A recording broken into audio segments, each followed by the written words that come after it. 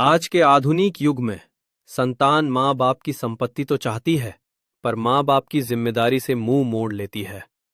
ये एक कठिन सत्य है जो हर घर में कहीं ना कहीं दिखाई देता है।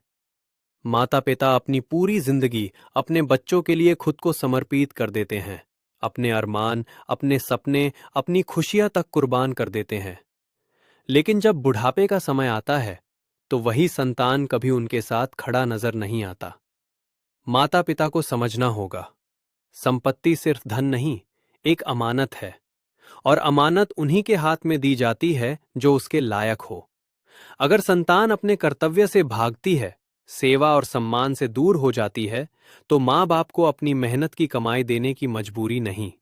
संपत्ति उन्हीं को मिले जो प्रेम, सम्मान और संस्कार का फर्ज निभाए, चाहे वो कोई भी हो।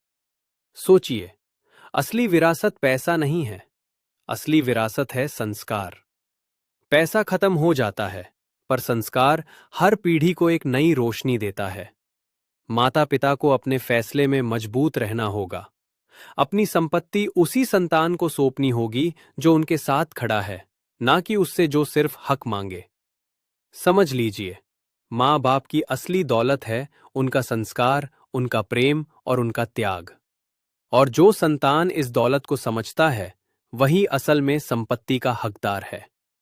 क्योंकि विरासत का मतलब सिर्फ धन नहीं, विरासत का मतलब है एक ऐसी परंपरा जो हर पीढ़ी को इंसानियत और सम्मान की सीख दे। आज का कड़वा सच सुनिए, वही संतान जिसे माँ बाप ने उंगली पकड़कर चलना सिखाया, आज वही संतान उन्हें ठोकर मारकर उनकी ही संपत्ति के लिए अदालत की चौखट पर घसीट रही है।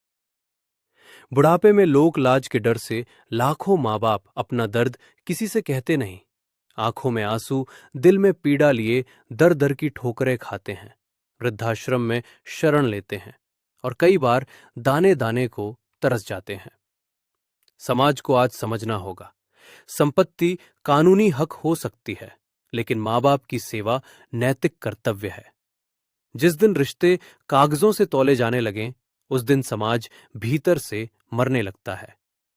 समस्या का समाधान सिर्फ कानून नहीं, संस्कार है। बच्चों को बचपन से ये सिखाना होगा कि माँ बाप बोझ नहीं, ईश्वर का सबसे जीवित रूप होते हैं। और जो संतान ये भूल जाए, उसे याद रखना चाहिए, जो आज तुम कर रहे हो, कल वही तुम्हारे साथ भी हो सकता है। सम्मान दीजिए, सेवा कीजिए, क्योंकि माँ बाप की दुआ किसी भी विरासत से बड़ी होती है।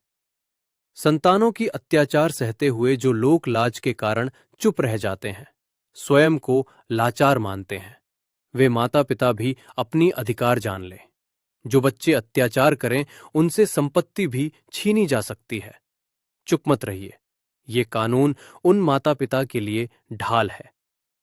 भरण पोषण एवं माता पिता और वरिष्ठ नागरिक कल्याण अधिनियम 2007 के तहत संतान का कानूनी कर्तव्य है कि वो माता पिता की देखभाल करे। माता पिता मासिक भरण पोषण की मांग कर सकते हैं। दुर्व्यवहार करने वाली संतान से संपत्ति वापस ली जा सकती है। जिला स्तर पर ट्रिब्यूनल होता है, लंबी कोर्ट कचहरी नहीं।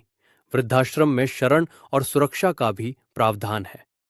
चुप मत रहिए, कानून आपका सम्मान करती है। आपका अधिकार और सम्मान का रक्षा केवल संतान पर नहीं, ये समाज और सरकार की भी उत्तरदायित्व है।